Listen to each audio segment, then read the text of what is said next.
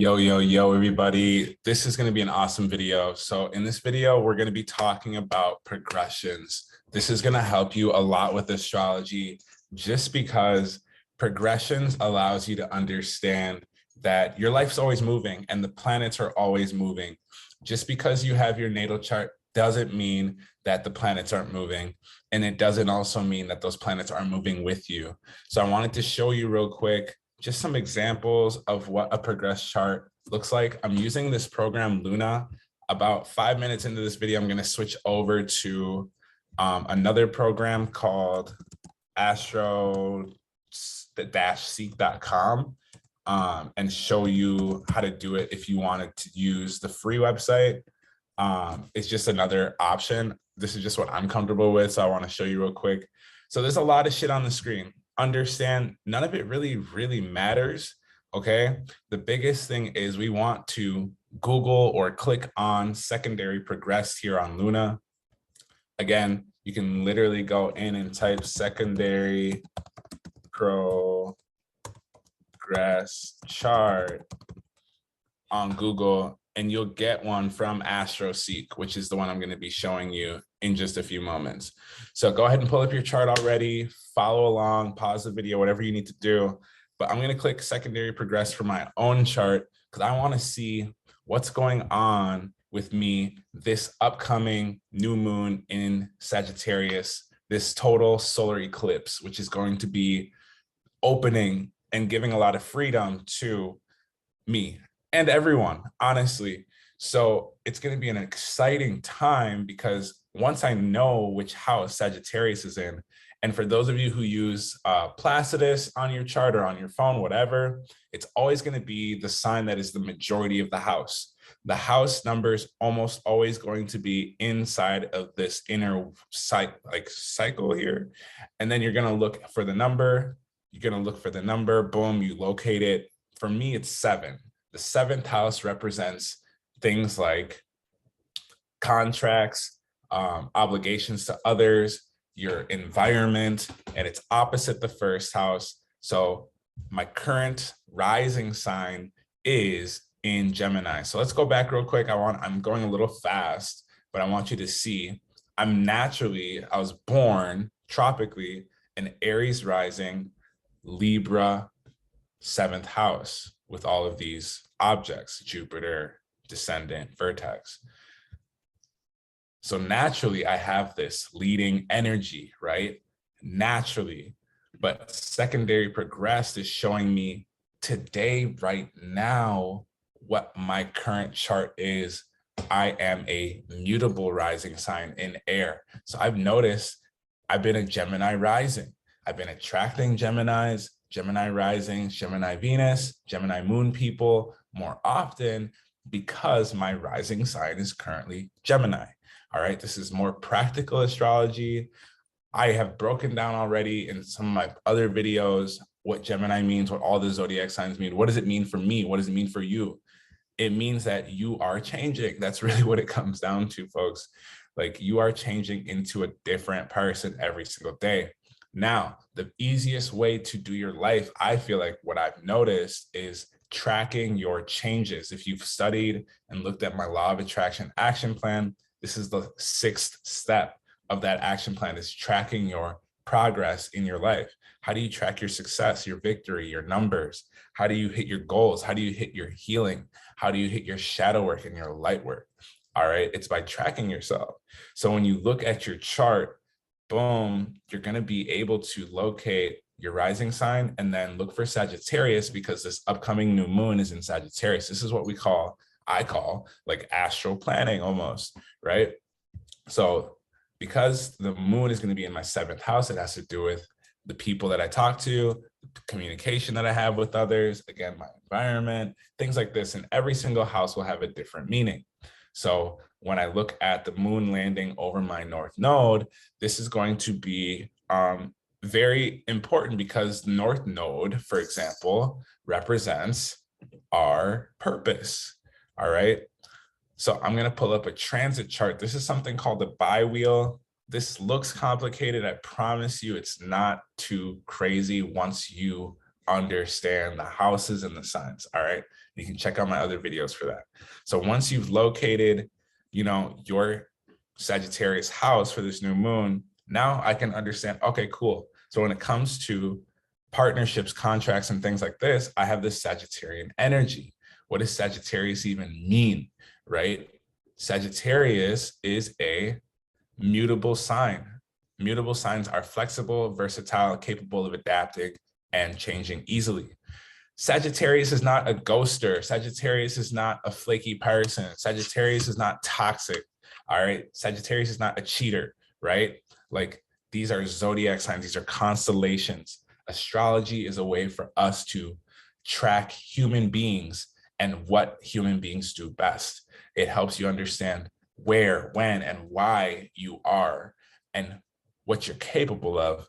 And if you want to go that far, do it. What else is Sagittarius? A fire sign. Inspires, drives, and creates with enthusiasm. So when we look at Sagittarius new moon, it's a flexible, versatile, capable of adapting sign that is inspiring, drives, and creates with enthusiasm. Now, some of you might say, I'm not that person. Well, that's maybe part of your problem. If you're not that person, how can you set yourself up to become that person? That comes through looking inward and saying, am I inspiring myself? Am I being inspired? Am I allowing myself to be enthusiastic? Am I driving people and myself to become better in any way, shape, or form? And as long as you're tackling that once a day at a minimum, you're really doing a lot. Okay, because it's very hard to motivate yourself sometimes. So when you can go and watch a YouTube video, listen to a great song, listen to someone that you find, positive, try to stay away from siphoning other people's energy. Don't be an energy vampire. All right. Try to really cultivate, podcasts, YouTube, books, conversations that you've had with other people from the past that inspire you. You want to utilize this energy with Sagittarius and you want to manifest with that. So when I look here, the sun's in my 7th house. All right. That's transiting. So this is another level of astrology. If you don't understand any of this, you need to hop into the Patreon group. And I'm going to be uploading a course very soon for all of you so that you can go through all of the different modules where I've taught this, asteroids, everything. Because once you can start to plan your life around your energy, it's a lot more consistent. And it also allows you to plan your days off, the days that you want to do things. In the next video, I'll be covering planetary hours a little bit, and we can go into how to use that, how to orchestrate your life a little bit better with that. So in here, the sun is over my 7th house, the moon I'm going to move the day here to the 4th. December 4th is the new moon in Sag. All right. Let me go back a few hours.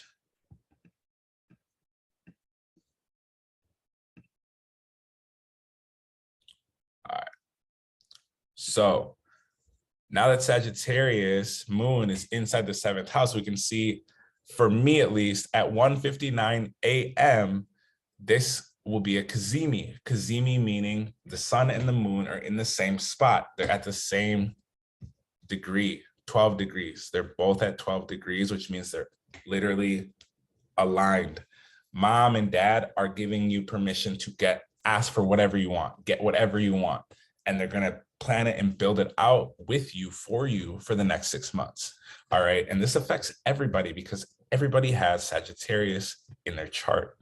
So now we're at the halfway point. I think we're way over actually. I'm going to switch over to the free website so you can see. This is astroseek.com. Again, we did go over earlier. You can just literally go type in secondary progressed chart. It'll be the first option for most people. The biggest thing here, type in your information. It's going to say progressions for the date. You can set the date to today whenever you're watching this video. You can set the date for any new moon that you are wanting to line up with, or any full moon. Those are the big ones. If you want to go in between those dates too, set it for any date. Set it for your birthday, set it for your friend's birthday, set it for the day you close on your house, the day you get a new job, the day you get in a relationship, whatever. All right. Whatever works. All right. It's going to be able to calculate for you and show you what you need to know. So the first thing when you're looking at a chart, I didn't really talk about this in the last chart, but what do you want to know? That's the biggest thing. Is a lot of people say they don't know how to read charts. You need to ask a fucking question. If you don't have a question, that's the issue. So we need to talk about, love, money, work, career. We need to talk about family, home, health. What do we want to look at? We want to look at personality. Do we want to look at, oh, should I get this tattoo? Oh, should I make this investment? Oh, should I start this YouTube channel? Whatever you want to look at. Most of the time, the answer is yes. Most of the time, the answer is yes, because it wouldn't come into your brain unless intuitively it was in the aroma of what you wanted to do anyways. So when you look at your chart, it's really, this is more of a tool, I feel, for confirmation. So when you look at your chart, boom, let's just say I want to look at my career, for example, right? 10th house. 10th house is the career house.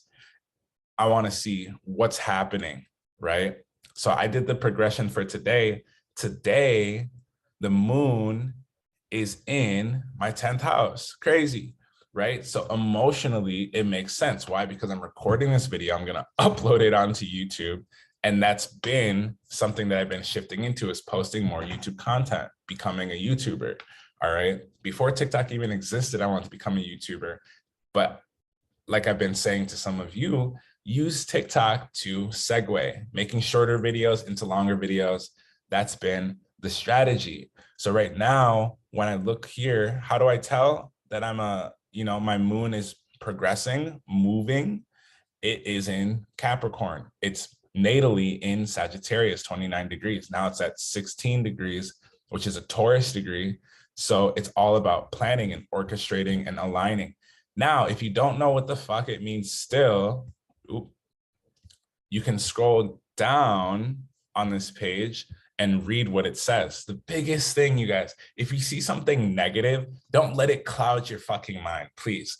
If you see something negative, like for example, it says here, incorrect use of this energy can lead to workaholism, abuse of power, of your own ambitions, ruthlessness, climbing the social, All of this stuff's important, but if you focus all your energy into the negative and question yourself and say, is this good or bad?